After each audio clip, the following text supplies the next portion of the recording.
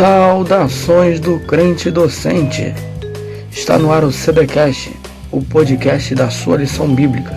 Eu sou André William e hoje falaremos da lição de número 10, cujo título é O Profetismo como Gênero Literário, da revista Ministério Profético, sua importância e contemporaneidade, da editora Central Gospel, revista editada pelo pastor Jarmuth.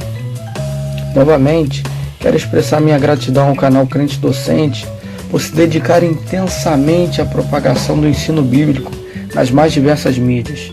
E você também que ouve o Crente Docente pode contribuir, levando essa porção da Palavra de Deus, curtindo, compartilhando, interagindo, ouvindo esse podcast, baixando.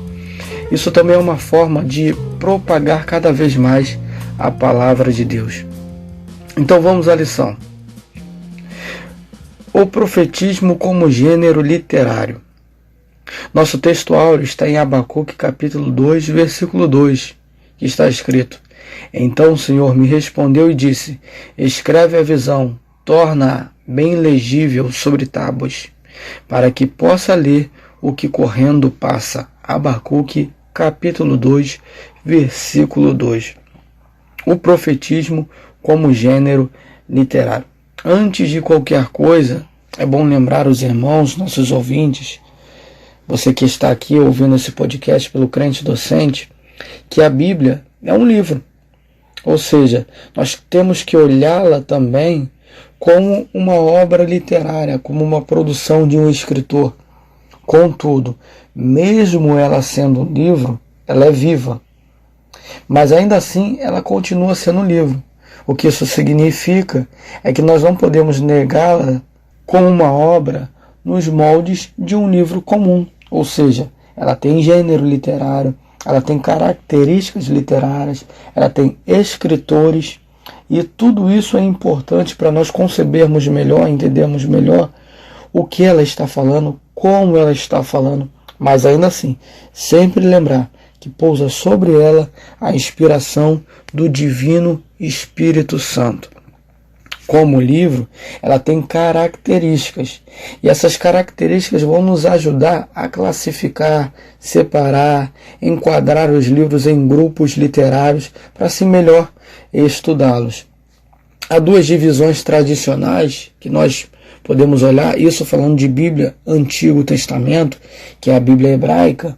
Nós temos duas classificações comuns. A classificação que os judeus habitualmente usam e a classificação que nós, protestantes e cristãos, utilizamos. Mas o comentarista, pastor Jarmuth, aqui ele vai usar sempre a classificação hebraica, ou seja, a forma pela qual os rabinos, os escribas, os estudiosos do Antigo Testamento, nos tempos mais antigos, enxergavam a Bíblia. Isso é justamente o tópico de número 1. Porque se nós olharmos o livro a partir da sua forma, a partir do seu teor, nós podemos enquadrá-lo ou classificá-lo de certo modo. Por exemplo, falando do Antigo Testamento, que é a Bíblia hebraica, nós podemos classificá-la da seguinte maneira, como Tanakh, que são o início dos termos que são utilizados para classificar cada grupo de escritura. A Tanakh hebraica, o Antigo Testamento, que está na nossa Bíblia, é classificado de maneira diferente pelos judeus.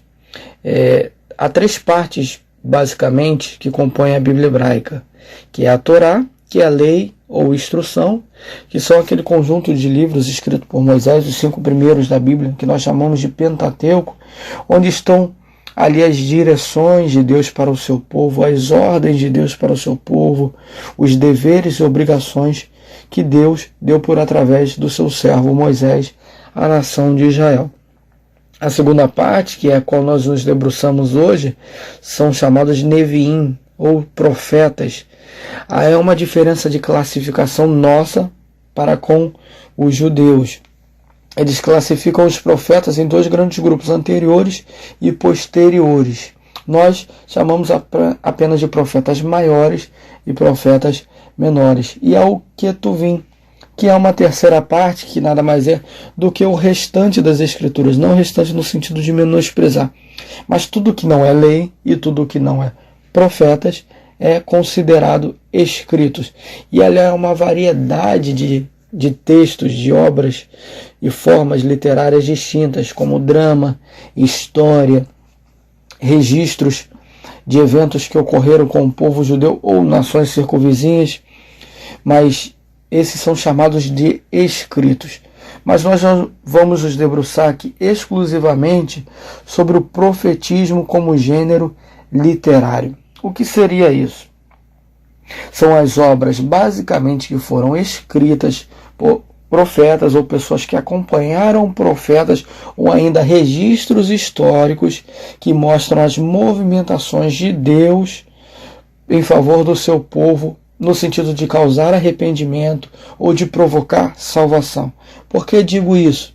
Porque os judeus enxergam os neviins, os profetas, não só como aquele bloco como nós classificamos tradicionalmente entre Isaías e Malaquias. Não.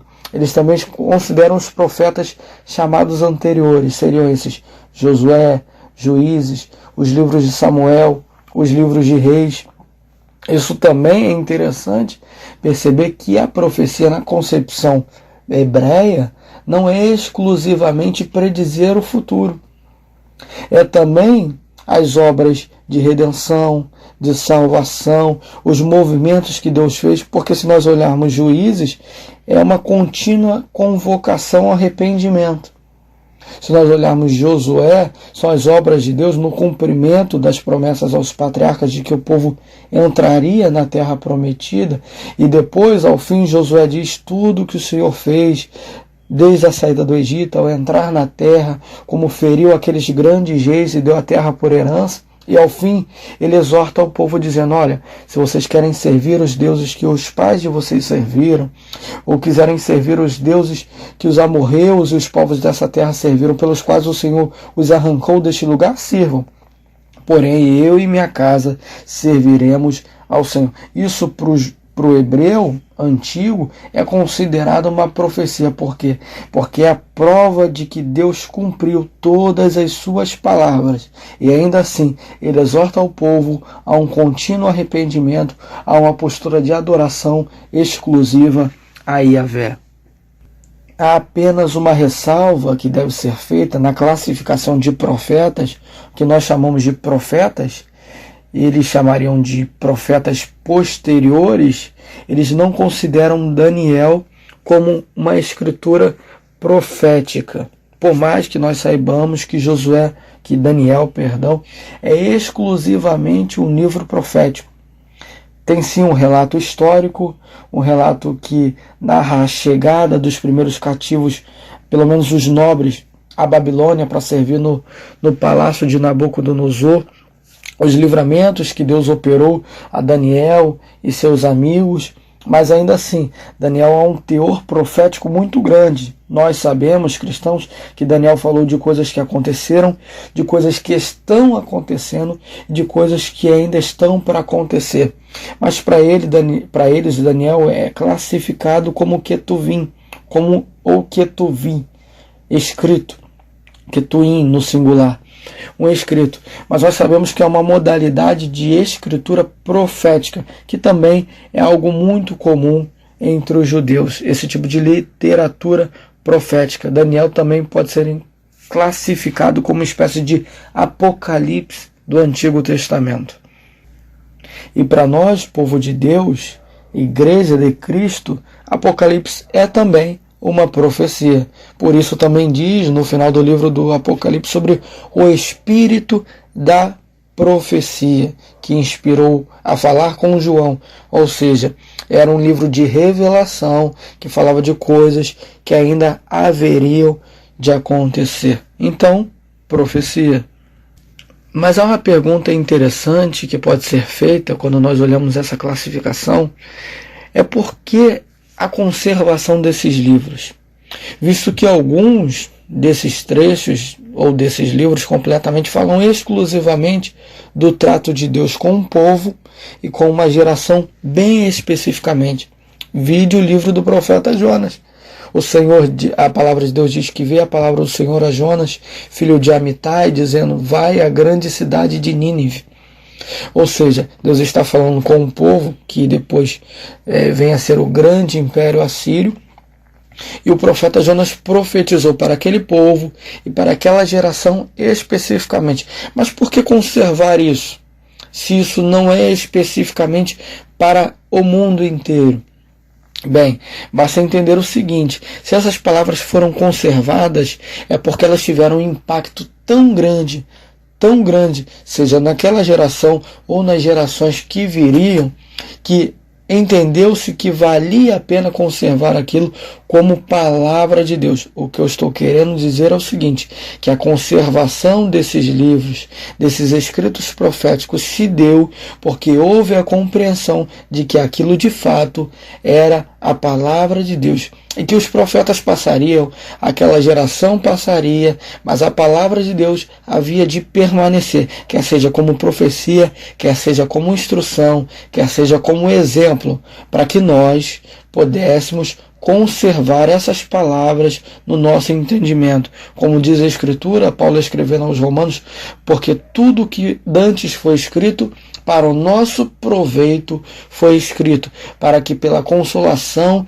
e paciência das Escrituras tenhamos esperança. Inclusive o pastor Jarmuth, inteligentemente, ele classifica, ou pelo menos aponta, 3 possíveis motivos para a conservação desses livros, porque há um vácuo, há um hiato de tempo entre a profecia e o momento que ela foi escrita. Não necessariamente quem profetizou escreveu, mas porque quem escreveu essas palavras, porque ele entendia, porque aquilo era a palavra de Deus. Então o pastor Jarmuth ele sugere algumas causas para a conservação desse registro ou desta profecia. A primeira causa é a valorização da mensagem. Obviamente, ninguém se prende ao que é inútil. Ninguém se apega ao que é banal, ao que é fútil. Se essa mensagem foi conservada, é porque alguém valorizou aquilo como palavra de Deus. Então, quer seja para o ouvinte, quer seja para o filho do profeta, quer seja para a geração seguinte que recebeu essa palavra e a achou, aquilo era, de fato, a palavra de Deus. O segundo motivo para a conservação é o impacto imediato das profecias. Importante considerar que mesmo que aquela geração não creu e não se arrependeu naquela palavra que foi pregada pelo profeta, ainda assim, alguém posteriormente creu e acreditou. O que eu estou querendo dizer é o seguinte, basta olhar o exemplo de Jeremias. O povo que ouviu as suas palavras não cria na mensagem de Jeremias, não acreditava que o cativeiro era iminente, mas ainda assim conservou. Muitos dos textos de Isaías não eram compreendidos nesse tempo, mas entendia-se que Isaías era um profeta. E por essa palavra ter saído de um profeta verdadeiro e por causa do vaticínio, assim diz o Senhor, aquilo foi conservado como palavra de Deus. Então o impacto imediato dessas profecias garantiu a conservação dessas palavras na forma escrita. E por último, nós podemos considerar também que esse momento onde houve o maior acúmulo de registro de escritura profética, estou me referindo a partir do século VIII a.C. até o século IV a.C., quarto, terceiro, que é ali onde nós temos últimos livros como Zacarias, Ageu e Malaquias sendo escrito, isso antes de Cristo, há uma efervescência cultural muito grande. Nós podemos ver a ascensão de grandes impérios, as grandes deportações, impérios de Assíria, impérios de Babilônia, o grande poderio sírio também se movimentando. Então todo esse intercâmbio cultural por causa das deportações, por causa dos cativeiros, por causa do aumento de produção cultural, quer seja literária, quer seja musical, quer seja arte de uma forma genérica, foi mais forte a partir do século VIII a.C. Então o pastor Jarmuth até classifica isso como motivo sociológico. ou ainda como um fator sociológico que possibilitou o aumento do registro dos textos que foram profetizados pelos profetas do Senhor. O tópico de número 2 está intitulado Assim diz o Senhor. O vaticínio dos profetas eram as fidedignas palavras de Deus. Por isso dizia-se dessa forma: Assim diz o Senhor. E esse título pode fazermos entender algumas situações. Por exemplo, a expressão Assim diz o Senhor muitas das vezes podia vir seguida de um julgamento. O que seria isso? As lamentações, castigos, pesares. A literatura profética é recheada de sentenças divinas contra aqueles que rejeitavam as suas leis. Nós vemos profetas como Ezequiel, Isaías, Amós, Miqueias e outros. Todos esses têm a sua marca de um inescapável julgamento de Deus contra os infiéis. Deus não se furta do direito de exercer juízo e justiça sobre a terra. O profeta Jeremias, no livro que leva o seu nome, no capítulo 9, versículo 23, diz o seguinte: Assim diz o Senhor Jeová: O sábio não se gloriará na sua sabedoria, nem o poderoso se gloriará na sua força, nem o rico se gloriará na sua riqueza, mas o que se gloriar, glorie-se nisso, em conhecer o Senhor Jeová e saber que eu realizo juízo, justiça e beneficência sobre a terra, porque dessas coisas eu me agrado, diz o Senhor Jeová. Deus está pronto para vingar toda a injustiça, e ninguém pode se sentir livre dos juízos de Deus. Os juízos de Deus são inescapáveis. Ele mesmo diz pela boca do profeta Isaías, no capítulo 43, versículo 13, o seguinte: Antes que houvesse dia, eu sou, e não há ninguém que possa fazer escapar das minhas mãos. Agindo eu, diz o Senhor, quem impedirá? Então os profetas, quando diziam assim diz o Senhor, podiam ser sucedidos também de um juízo, de um julgamento, de um anúncio de castigo sobre aqueles que eram infiéis, sobre aqueles que eram considerados ímpios e desobedientes à palavra de Deus.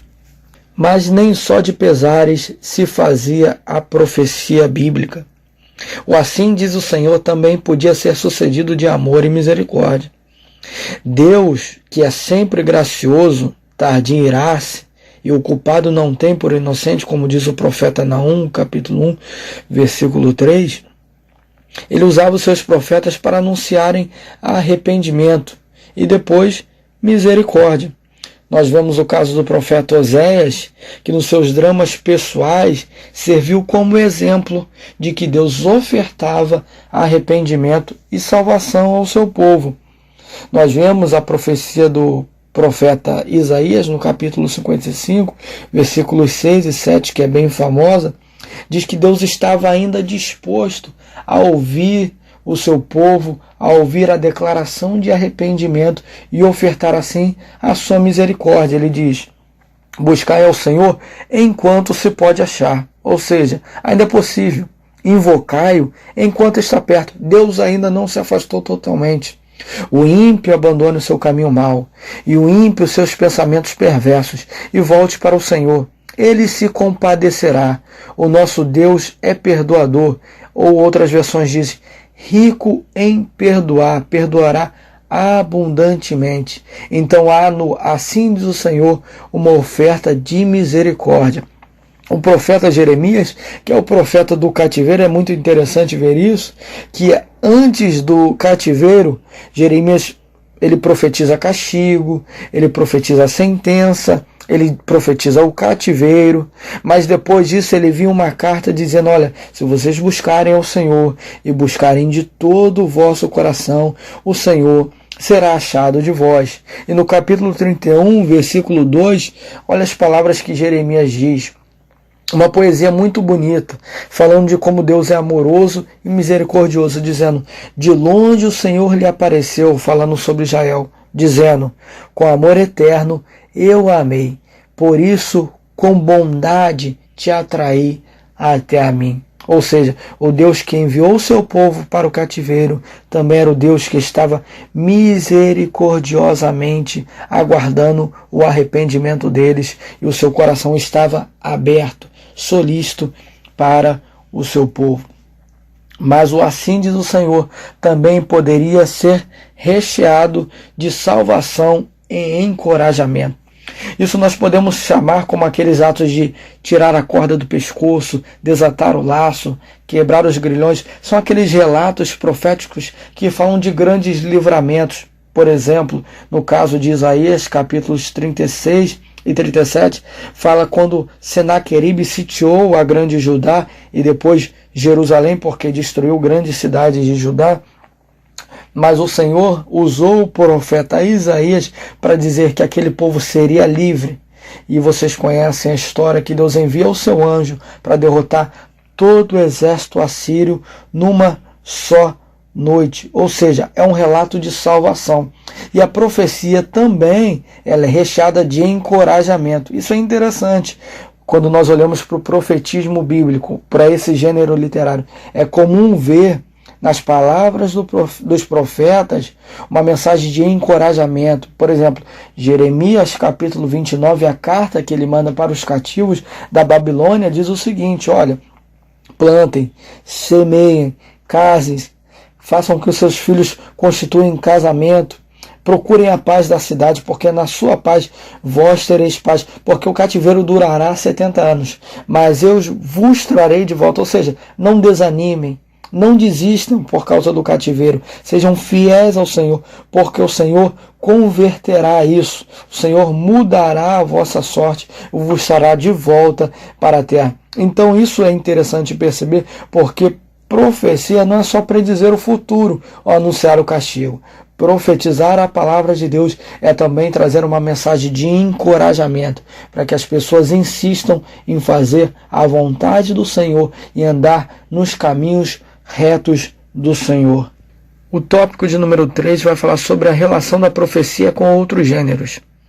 Há nessas literaturas também semelhança a outros escritos, por exemplo, parábolas, canções, lamentos e poesias são apenas formas pelas quais a palavra de Deus foi transmitida.